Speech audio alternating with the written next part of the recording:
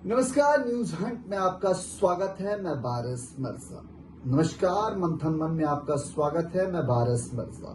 जी, आज हम बात कर रहे हैं योगी आदित्यनाथ को लेकर के। एक वरिष्ठ पत्रकार ने अपनी किताब में लिखा है कि 2019 में योगी आदित्यनाथ को मुख्यमंत्री बनाए जाने के बाद उनको हटाए जाने की भी प्रक्रिया चालू कर दी गई थी।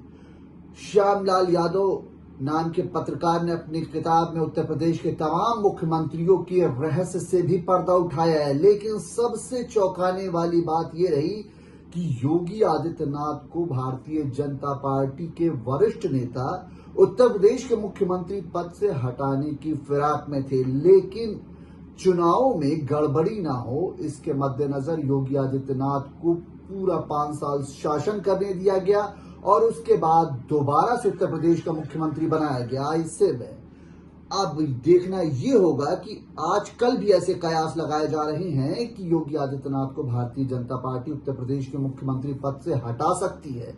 अब देखना दिलचस्प होगा कि आगे की रणनीति भारतीय जनता पार्टी की क्या होगी।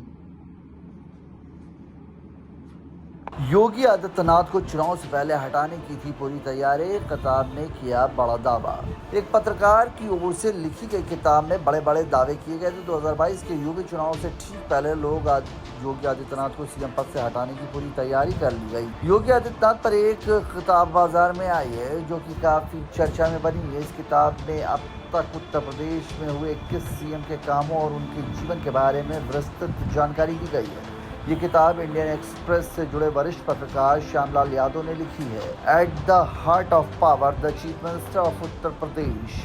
किताब के वरिष्ठ पत्रकार श्यामलाल यादव ने कई दावे किए हैं। उन्होंने अपनी किताब में दावा किया है कि 2022 के उत्तर प्रदेश विधानसभा चुनाव में योगी आदित्यनाथ को हटाने की पूरी तैयारी थी।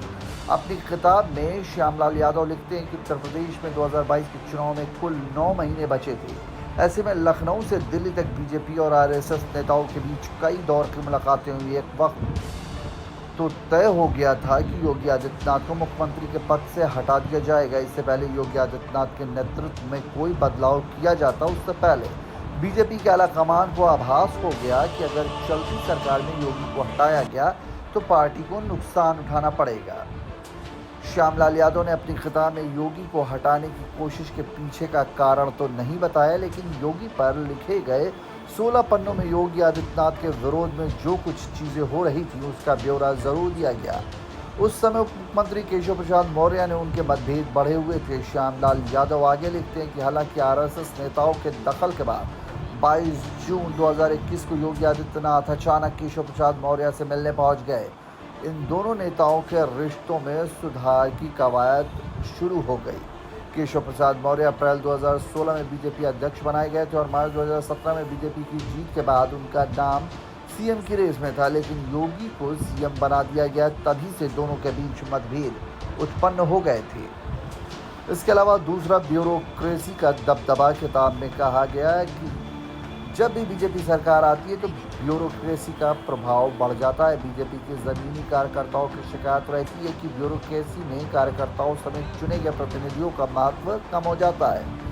यही योगी सरकार में भी हुआ। इसका नतीजा ये हुआ कि 17 दिसंबर 2019 में बीजेपी के 100 विधायकों ने अपनी सरकार के खिलाफ लखनऊ में धरना दिया। इसके अलावा योगी आदित्यनाथ का ब्राह्मण विरोधी होने का आरोप लगना भी शुरू हो गया। श्यामलाल यादव की किताब में लिखते हैं कि बीजेपी के कुछ विधायक सवाल उठाने लगे कि योगी सरकार में ब्राह्मणों का इनकाउंटर हुआ। किताब में योगी के अलावा अन्य सीएमओ के बारे में भी बड़े बड़े रहस्यों से पर्दा उठाया गया।